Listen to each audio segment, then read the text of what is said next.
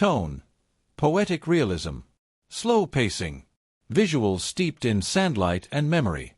The goal: introduce Clara Wynn's resilience, her quiet dignity, and the moment she meets Cole Maddox, all through an emotionally immersive lens that feels remembered by an old soul. Opening visual hook, 100 to 150 words.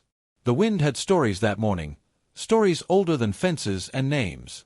It carried the scent of dry sage and rust, brushing across the bones of the land. Dust rose like ghosts, curling through the canyon's ribs.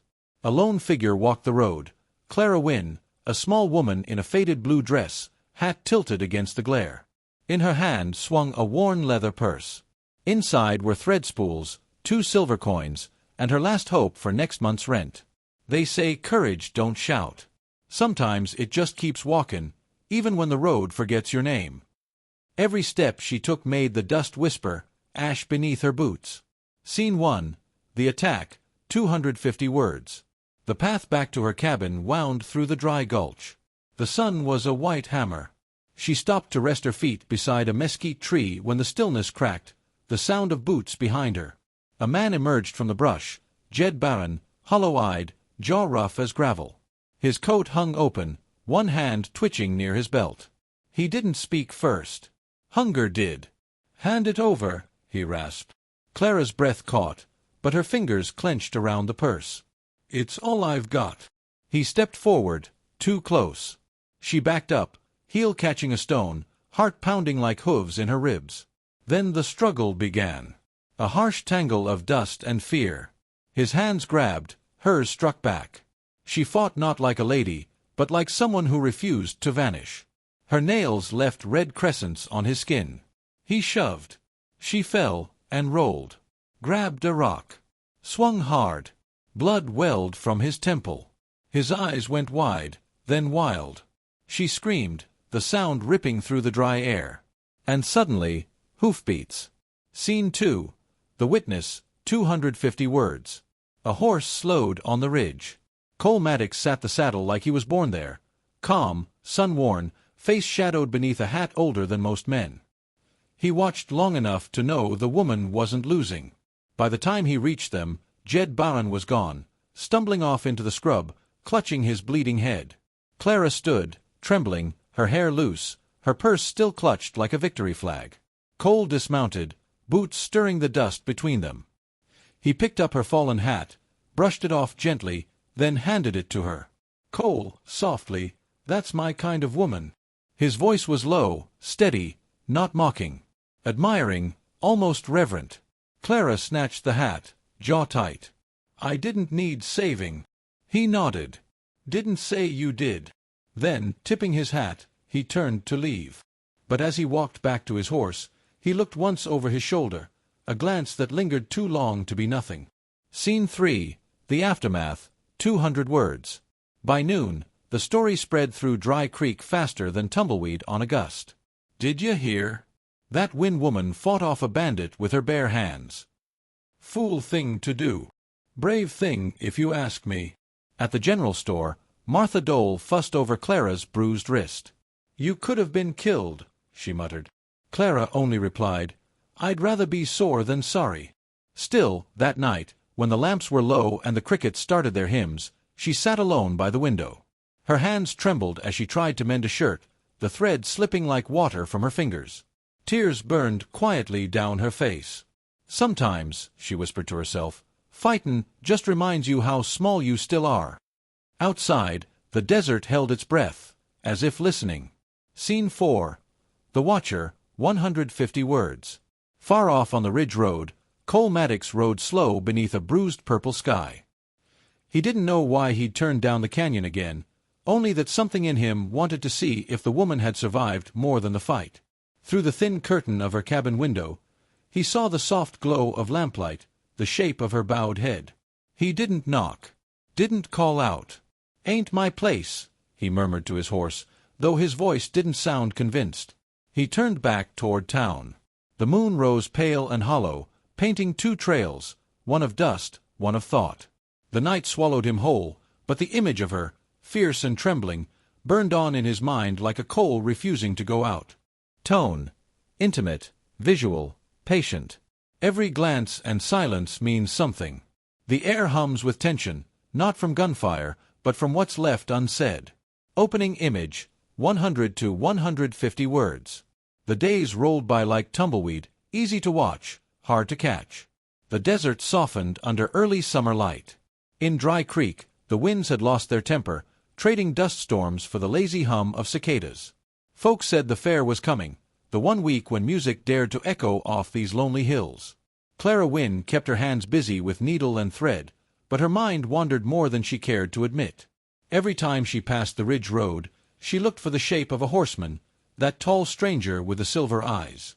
She told herself it was only gratitude. But the truth was quieter, warmer, the kind that stirs slow, like dawn through cracked blinds. Some folks don't fall in love, the old narrator murmurs. They just start remembering someone they never met before. Scene 1. The Town Fair, 250 words. The Dry Creek Fair bloomed like a brief miracle, banners of faded red, fiddles playing in the heat, pies sweating on wooden tables. Even the dust seemed to sparkle, rising from boots and laughter alike. Clara arrived in her best, a cream dress she'd sewn herself, though her fingers still carried tiny scars from that purse fight. She set up her stall of hand-stitched scarves and dresses beside Martha Dole's jam jars. By midday, she felt the sun prick her neck. Then, through the crowd, she saw him, Cole Maddox, reins in one hand, quiet smile tucked beneath his hat. He wasn't in town for the fair, it seemed. He was in town for something else. He walked straight to her stall, his boots whispering against the planks. "Cole," gentle drawl, "you the lady who fought a bandit for her purse?" "Clara," coolly, "you the man who stood there watchin'?" His lips curved, faint as moonlight. He picked up one of her scarves, hand-stitched in dusty rows, and folded it neatly. "Guess I wanted to see what kind of woman can fight and sew." She said nothing, but her eyes softened. And for a moment, their silence was the only thing in the fair that wasn't pretending. Scene 2. Small acts, 200 words. When the wind picked up, the corner of her stall lifted, cloth and dresses tumbling. Without a word, Cole steadied the post with one hand and gathered the scattered scarves with the other. His movements were deliberate, patient, the kind of grace born from living slow. Their fingers brushed once. Just once. The moment lingered, a tiny ember in the dry air. He smelled like dust and pine. Like the road itself had learned to breathe. Later, he brought her a jar of water and left without asking her name again. She didn't thank him aloud, but that night she found herself whispering it to the dark window. Cole Maddox. And though she slept little, she woke smiling, a rare and dangerous thing. Scene 3. Social judgment, 200 words. By week's end, the whispers returned. At the store, Martha Dole lowered her voice. "Folks say you've been seen talkin' to that drifter again. Ain't seemly." Clara's jaw tightened. Then I suppose they've got nothin' else to look at. But it still burned, not because she cared for gossip, but because the world seemed always ready to scold a woman for holding her head high. That evening, she walked the long way home, through the pasture road, past the dying cottonwoods. The sunset fell around her like a blush she didn't earn. Behind her, far off, the faint rhythm of hooves. She didn't turn, but she smiled, knowing who it was.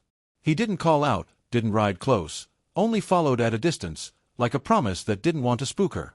Some men court you with words. Others do it with silence that feels like safety. Scene 4. The Quiet Rescue, 250 words. A week later, Jed Bowen came back. Not to her, but to the town.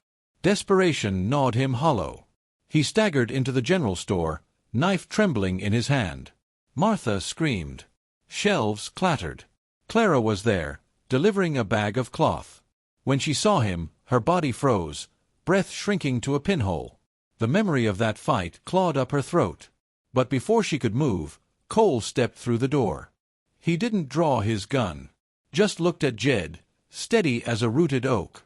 "Cole, you don't want to do this, friend." Jed, shaking, "I ain't got nothin' left." "Cole, then start from nothin'. I done it before." For a long second, it felt like the air itself decided the man's fate. Then Jed dropped the knife, falling to his knees. Cole reached out, lifted the blade from the floor, careful, almost tender. He handed it to Sheriff Pike with no pride, no righteousness, just weariness. Clara watched him, saw how mercy looked on him like it belonged there. Her heart, that small trembling thing, found a new shape in her chest. He'd fought more battles with silence than any gun could win. Closing image, 100 words. Later, Cole walked her home in near dark. They said little. When they reached her gate, she stopped and turned. "Clara, why'd you help me, that day by the road?" "Cole, didn't feel right, lettin' the desert decide who you'd be." For a heartbeat, neither moved. Then he tipped his hat and rode off, his shadow long and thin across the golden plain. Clara stood there long after he disappeared, her hand still resting on the gatepost, as if holding on to something that hadn't quite happened, but already changed her. He's hurt." Sheriff Pike, slick with authority and old regrets, barked back. "Step aside, Miss Wynne. That man's wanted for robbery and murder downriver." The barn door burst open. Jed stumbled out, hands up, but panic drove him further. A flash of lightning, a single mistake, his hand reached toward his coat for balance. Guns cocked. Clara screamed. Before anyone could fire, Cole Maddox rode in from the ridge like the storm's own messenger, his coat soaked, his horse foaming, eyes fierce. "Hold your fire," he roared, sliding from the saddle. But the moment had teeth. Jed's fear exploded into reflex. A gunshot cracked the sky. The bullet grazed Cole's arm, spinning him sideways into the mud. Chaos broke loose, shouting, smoke, rain. Clara ran to him, dropping to her knees. "Cole, stay still." He gritted his teeth, gripping her wrist. "Don't let them shoot him." She looked up through rain and lightning, her voice steady now. "If any of you men fire that gun, you'll answer to me first." The rain softened. The sheriff's pistol lowered. The bandit's sobs drowned in thunder. Scene 3, the aftermath, 200 words. The fight ended not with a kill, but with surrender. Jed Bowen was taken, not as a villain, but as a man too tired to keep running. Cole sat against the fence post, blood mixing with rainwater. Clara tore a strip from her skirt and pressed it to his wound. "Cole," softly, "didn't figure you for the savant kind." "Clara, you don't know what I figure." They laughed then, small, ragged laughter that felt like a new kind of rain. The storm eased, the smell of wet sage filling the air. In the distance, the desert shimmered under silver light, reborn. "Funny thing about rain," Cole murmured, eyes closing. "It don't change the land, just reminds it what soft feels like." Clara smiled faintly. "And maybe what worth feels like too." Scene 4, the quiet morning, 200 words. By morning, the sun returned, cautious, gentle, like a man asking forgiveness. The town came to see the damage, whispering about the woman who'd faced down the sheriff's guns. Clara didn't meet their eyes. She stayed by Cole's bedside in Martha Dole's house, sewing his sleeve where the bullet had torn through.